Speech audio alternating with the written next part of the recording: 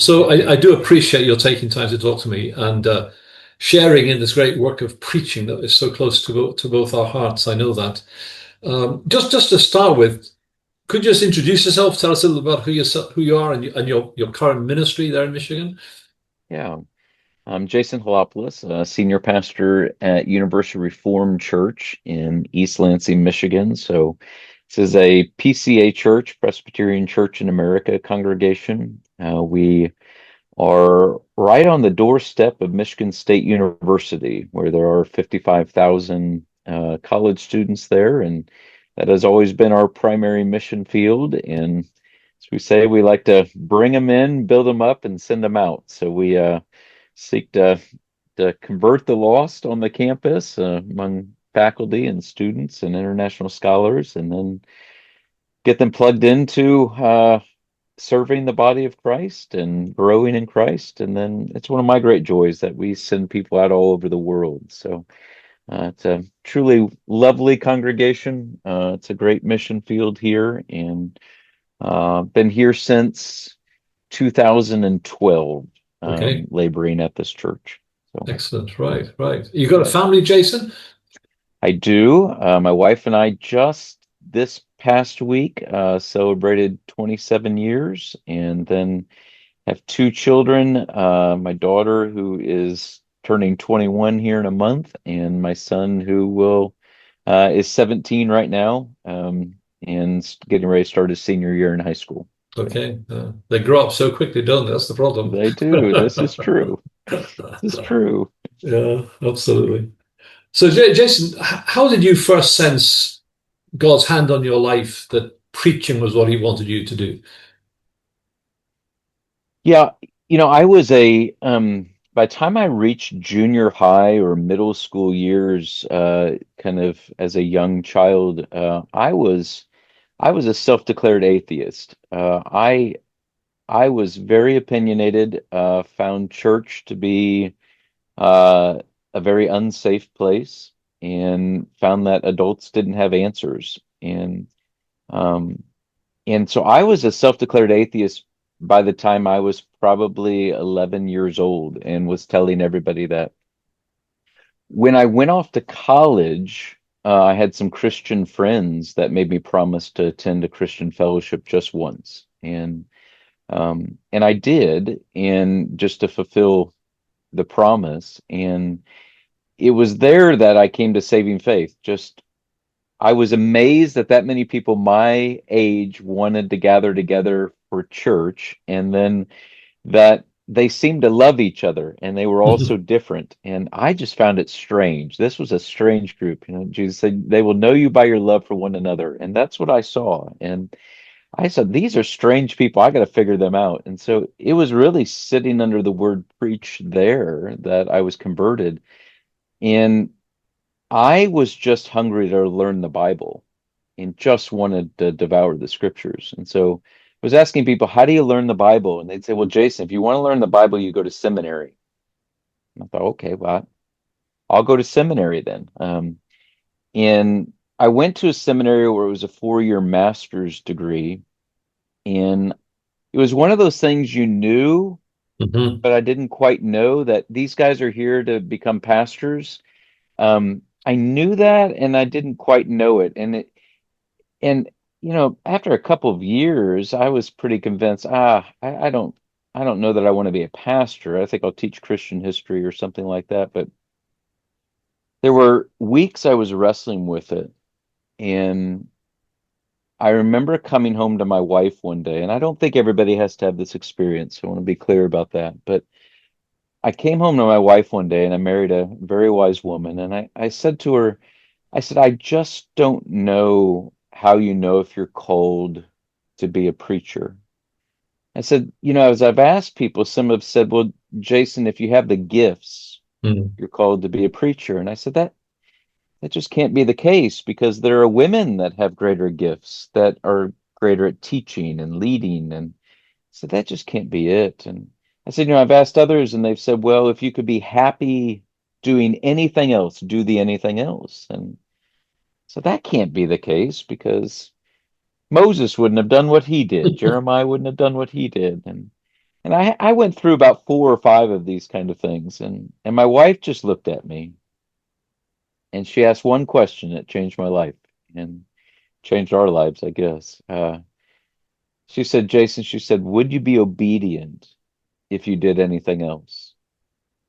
And it was just in that moment, I felt like I had been one burden had been taken off of my shoulders, the question, and it was just clear to me a new burden had been placed on. And so had that internal sense of calling from that moment on. Our book of church order, the Presbyterian Church, we have a book of church order. We say there must be a threefold call. So you have that internal sense of calling, and then second, you have to have what's called the manifest approbation of God's people, or the manifest approval of God's people, where it's not just that you Mhm. have a sense that I've been called, because that could be the tacos you ate last night. So that burning inside, but there's got to be God's people have benefited from your gifts, Mm. and it's got to be manifest. And so they have to say, look, I've benefited from your teaching, I've benefited from your preaching, I've benefited from your leading. But even that's not enough, because that could be your mom and all of her best friends who are always going to give you accolades. So it has to be a church court. Mm. And so all three of those, where you have an internal sense of calling, you have manifest approval of God's people, and a court of the church, godly men that have been ordained to the offices come alongside and say, yeah, we believe you also have this call upon your life. So that threefold call. And at different points in ministry, when especially ministry is hard, there have been different ones of those that I find myself leaning into and Yeah. returning back to. Yes. Yeah. But you need that what's the word I'm trying to look for? You need that event, that element in your past. So as you say, when things get tough, well, I'm not here because I just had a bright idea. There was this calling, there was this external affirmation of what I'm doing. I often find that, I don't know about in your part of the world, in my part of the world, the whole idea of a call is neglected or rejected by many professing Christians. No, if you can do it, just go ahead and do it. And that applies to ministry work, it applies to mission work. And as a result, the attrition rate just goes through the roof because the first Agreed. difficulty comes along, people just bail out. What keeps you Yes. going, as you say, in the tough times is no, hang on, God told me to come here and he hasn't yet told me to go away, so I better keep going. Well, and not only that, not because sometimes that internal sense, right? I mean, you're so destitute or you're so down.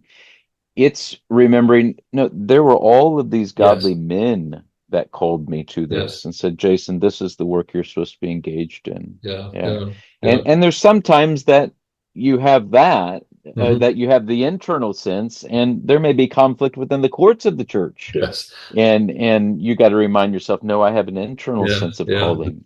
That's right. That's why I think the whole issue of ordination is important. Mhm. It's the Paul to Timothy reminder when hands were laid on you. And I was talking Yes. just last week to Philip Ryken, and he was making that point. It's the ordination that you look back on in many ways and say that was that hand of God that was instrumental in sealing my call for ministry. Yeah.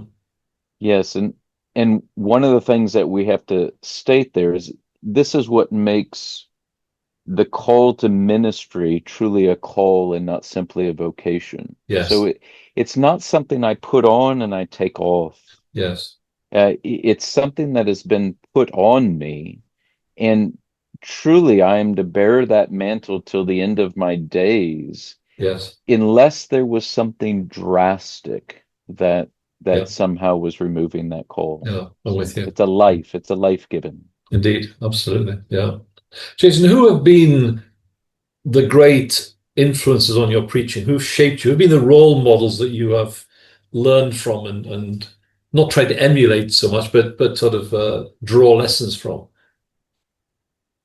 Yeah, the first pastor I came to Saving Faith under, he was just a Bible man. And I think he gave me a great love for just being in the scriptures. Uh, and he was an expositor, and uh, watching him go line by line influenced me now as I look back, 25 years later.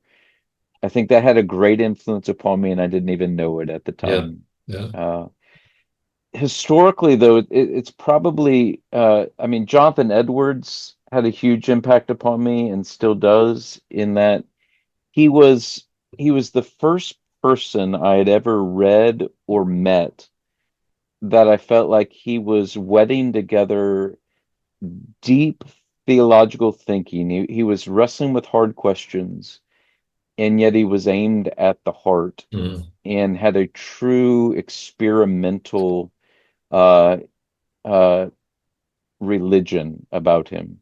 And he stirred me. And his preaching, I've read probably more of his sermons than anybody else. And what he does at a theological level, depending on where he's ministering, but especially when he's in Northampton, the theological level that he goes to, the depth of it, where he's wrestling with the text and doctrine, but then the piercing and going straight to the heart and seeking to hit the heart of man through the mind.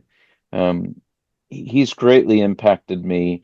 And he also makes a comment at one point where he says, he saw as the great aim of his preaching to see the affections of the person moved in the moment. And that has greatly shaped my preaching. Mm. Whereas I think and I think there are different approaches, but I think some men want people to walk away, and their great aim is that the people can outline the text 3 weeks later. That's not my aim when I'm preaching. Yeah. Um, my aim is by God's grace is to inform their minds with the truth of the word, to where it is then bearing into their heart and stirring their affections and Mm. informing them in the moment by the Spirit of God, to where they're stirred for Christ and the things of Christ Yeah. in the moment. And I believe that carries out as they go out into the world. So Yeah. he's probably impacted me more than anybody. Some others that have impacted me, Thomas Watson, the old Puritan, with just the way that he can, oh, just simple little quick illustrations or turns of phrases. I find him very helpful. J.C. Ryle, just his clearness in preaching, the way that, especially you read through his Gospels, Mm. there, uh, there's just there's a simple clarity. I want people walking away from when I preach and say, well, I could have preached that. Yes. I want that. I want them to go, that was so simple, because you've just taken the text and you just unveiled it in a way that they just see it. And they go, yeah, Yeah. that's simple. That's clear. And J.C. Ryle does that brilliantly. So Mm. those would be a few. Yeah. No, that's helpful. As I often say to my preaching students, the target of your preaching is that people go away saying, I could have done that if I thought about it.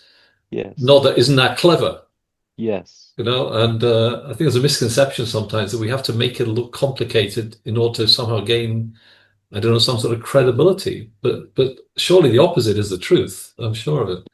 Yeah. Yes. Yeah. That's right. We want them not walking away going, oh man, that's a brilliant minister. We want them walking away going, oh, the brilliance of this Christ and the brilliance of this Amen. text. Yes, Right. Yeah. absolutely. Yeah, Yeah. absolutely. What advice would you now give your younger self based on what you now know and have learned if you were just starting out all over again? Yeah, I think a few things come to mind. One would be just be patient with yourself. You want to grow as a preacher over the whole course of your ministry. And I think I was always anxious just to, I want to, and it was always kind of, well, you grow over time. And I hope until the day I'm dead, I'm preaching, and I pray that I'm always growing as a preacher Amen. and always getting better, I hope, more effective for the sake of Mm. Christ. Um, in the beginning, I think I was so, and I love this about young preachers. I train a lot of young preachers as well. And I say, look, if you are starting with the text and you're in the text and you are milking everything out of that text, I love that. We've got something to start with.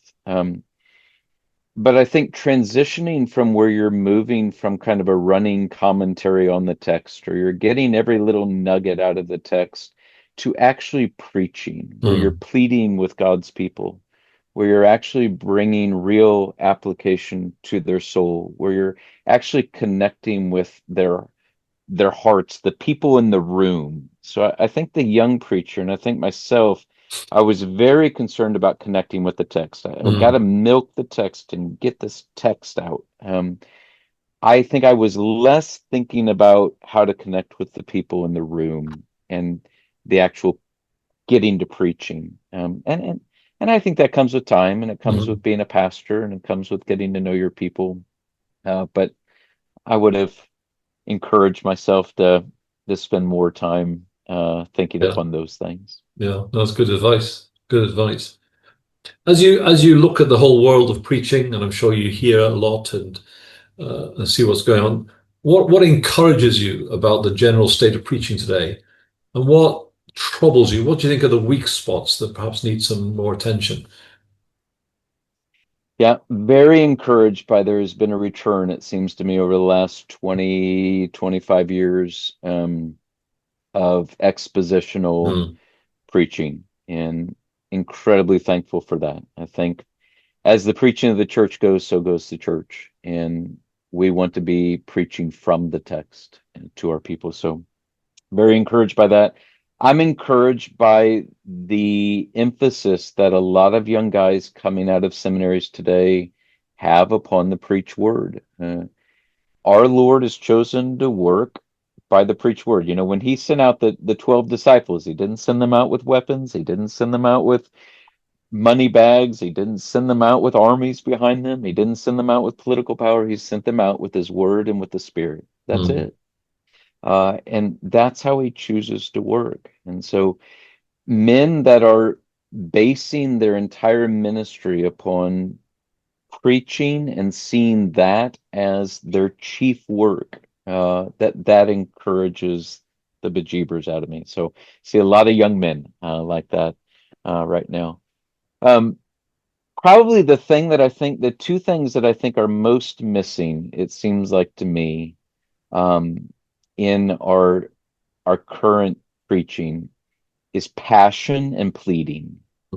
And I don't know why that is. That those The pleading, I think a lot of young men especially have trouble doing because they don't feel like, oh, can I really plead with these people? I don't know that I have the right. No, you have the right. You're standing before them as a representative of Christ. You're proclaiming Christ's word to them.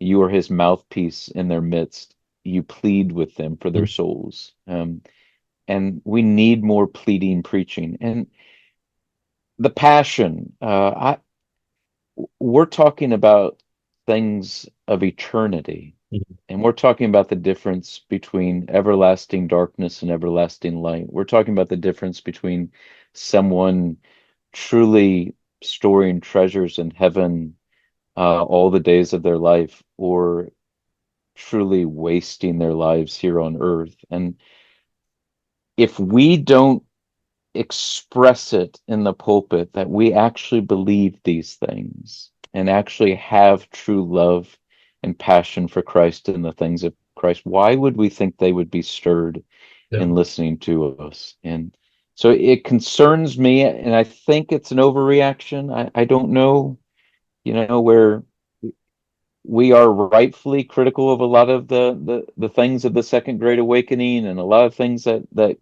came out of that. And so there is a fear of emotionalism, which there should be, but that doesn't mean there should be an absence of emotion and yeah, passion in our preaching. So yeah. I would like to, if I could give a little kudos to young men, say, look, you are to be who you are in the pulpit, but Yes. show people that not in a performative way, but Mhm. allow your true passion and love for Christ to come out your pores while you're Mm, preaching. mm. Yeah, I couldn't agree with you more, brother. There's a whole school of preaching training in the UK that overtly says don't get emotional, and I Yeah. just don't think that's preaching. that's lecturing, that's teaching. It's dry. It could be biblically correct. And I think, from my perspective, one of our problems, I think, is there's an almost overemphasis, if there can be such a thing, on the exegetical preciseness that actually takes the life out of the thing. It's the old Yes, dissecting a frog type illustration. There's nothing left at the end of the day, just this cerebral analysis. And I don't want to lose that preciseness, but I want some life. I want some energy in a spiritual sense, not emotionalism, of course, in drama. But how as you say, how can you preach on heaven and hell? How can you preach on the redeeming love of Christ and the cross without your affections being affected? Never mind anybody else's. It beats yes. me how you can do that. Quite frankly, it's Me too. you know. Me Um, too. But yeah, well, it's a one. I think it's we have to allow personality to come out. The of second course, is we have to pray up to it. We have to pray ourselves full to it as well, yeah. and be allow ourselves to get there by the grace of Christ and by the work of the Spirit. I often on Saturday nights, one of the prayers I pray before I go to bed that night while I'm working on the sermon and finishing it up, putting the final touches on it is I almost pray every Saturday night, Lord, help me to give it to them warm. I want to give it Mm, to them warm. I want it in here to burn within here so that yes, when it's being given, there's a warmness that's already being conveyed. So, yes, yeah, yeah. absolutely. It's great. Jason, what part of preaching, all the way from study and preparation to delivery, do you find the most stretching, the most demanding? And has that changed over the years, or has it always been a common factor that has pushed you perhaps more than any other element? Yeah, I think it's probably just getting to where you have an outline where it's, how am I going to break this down? Hmm. Um, in I find once that's in place, it just starts rolling. Okay. And I do find that's probably the hardest work for me. A lot of times what I do, so I will sit down on Tuesday morning, I work from home here from this study so that it's just quiet. I don't go into the church. And all I do is I read through the text and I'm jotting down notes and I'm praying through it and then I'm reading through it again and jotting down notes and praying through it. So by the time I get done after, 2.5, 3 hours, I will have pages of notes of just thoughts that have come into my head and things that I'm thinking about as I'm going through the text. And then I'll open up commentaries and see, oh, are we thinking about it the same way? What often happens is I find is I have all kinds of things, right, that are going through my head. And but now what is the point of this text and what are the 3 or 4 Mm, points that I'm going to have as I go through it? Uh, that is often the struggle. Once that's figured out in my mind, there's all kinds of things that you're cutting. What am I not going to say at that yes, point? yes. And most times I find, the Lord is very kind, it seems to me, that I do that work on Tuesday morning, that I literally don't touch the sermon again till Friday. I just marinate on it all week while I'm going about doing pastoral duties. And then Friday morning, I sit down and I then try and put together a sermon. And usually it's there. The Hmm. points are there. But there are those odd weeks where it doesn't come together. I don't have it. I can't make sense of it, or I don't have the points. Um and there have been some Saturday nights where I'm going to bed, and it's like I have something, but it's not a sermon. And I go to bed and somehow I'll wake up in the morning and it's there. The Yeah. points are just there. And that's just the Lord's kindness, it seems to me. Mm. So, yeah. Yeah. I like that expression. You just let it marinate sometimes. And it's almost subconsciously, things are working away. And then when you need it, my wife often says, I say to my wife, I'm going to go out for a walk. And she said, you're going to go and chew your sermon. Yeah. It's often when I'm out for a walk, my headings come, my outline comes, Yes. Yes. just as if, filtering away in the background of your head there. It's hard to describe to other people if they've not been there. And Well, so I have an app on my phone that records your voice. So yes, my poor yes. wife, it'll be during the middle of the night and I have a thought. And so I click my phone on and I'm recording, trying to do it very quietly into my phone, my thoughts, and so when I get to Friday, I play that and I got all kinds of notes of Yeah, just yeah, things that have been coming to my head. yeah. I do that when I'm walking sometimes. That's right. Yeah, Yeah. it's great. Jason, what one, and I'm sure you've been here many times, what one piece of advice would you give a young man who comes and says, I think God's calling me to be a preacher? Where do I start? Where do I go with this? What advice would you give them at that point? Yeah, the things I usually tell them is, well, it depends where they're at in life, but Mm, I'd say, look, these three things are important, is that you must love the Lord, love his people, and love his word. Now that's true of every Christian, right? Just like when you go to First Timothy 3 or you go to mm, Titus 1 and you look at the qualifications for elders and you say, well, every single one of those is true of should be true of every Christian except maybe the apt to teach.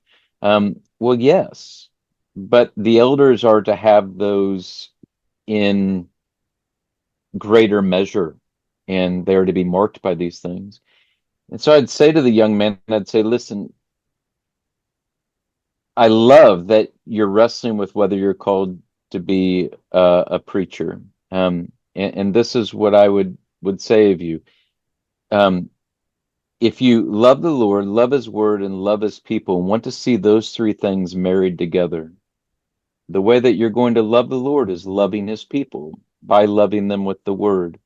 If you want to spend your life doing that, um, then even now you start to do those mm, things. So are mhm, you pursuing the Lord day in and day out? Are you growing in your delight of Christ? Um, are you in the Word now? Let's put together some studies for you where you're actually in the Word now and you're growing in your love for the Word now and your understanding of the Word now. Are you serving God's people now? Because this is not this is different when you come into the pastorate. Your life is a life of service. You're being poured out as a drink offering for the sake of God's people. Is that what you want to sign up for? Um, so are you even doing that now? mm, And let's mm, talk through those areas, and then we start to work through those areas together. mm. That's good, helpful, good advice. Thank you.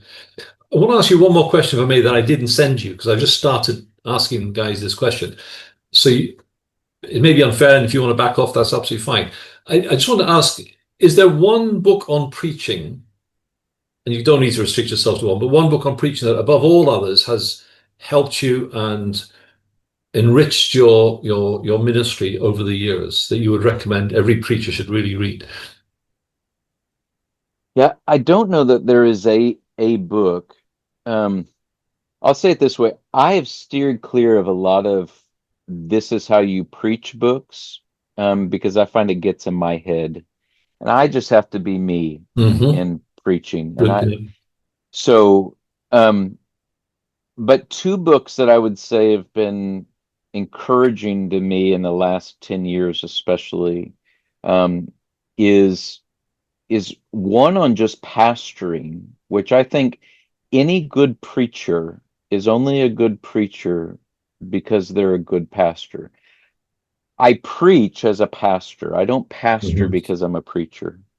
And so um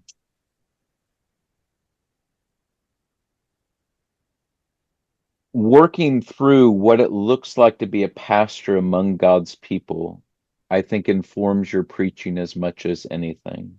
So Thomas Murphy's book, A Pastoral Theology, he was a minister there in Bath, England, uh, and not in Bath, I'm sorry, in Pennsylvania. It's a wonderful, uh, just pastoral theology. It's just been recently reprinted. I was reading old kind of facsimile translations 10 years Mm. ago, but it's been recently reprinted and just wonderful in informing the pastorate. On just preaching, I really like the recent book, maybe put out 5 years or so ago, that Joel Beakey did on, I think he called it experiential preaching or Or reform um, preaching. the reform This is preaching. that That's one. it. That's it. Yeah. Yes, yes. Sitting on my desk at the moment. Yeah. Oh, that's a Yeah. that's a great book. It's not a how-to, No, I agree. and I don't like the how-tos. But it gets you to the heart of preaching, Yes. and I just think it's a very, very helpful book. Yeah. I think Beakey of all men is qualified to write that. Agreed. I mean, he's been devouring the Puritans since he was a child, if I remember reading or hearing somewhere. So, yeah, Yes, that's great. very And much they knew so. something about preaching in those days. They certainly did. They did. That is right. Yeah, that's right. Yes. Jason, it's been lovely to talk to you this afternoon and to make contact over many, many miles between us. But thank you so much. Um, pray the Lord will continue to bless you in your work there in University Church, and just persevere. Keep preaching, my brother. Thank you, John. You too. Blessings to Okay. you. Lord All be with righty. you. Bye.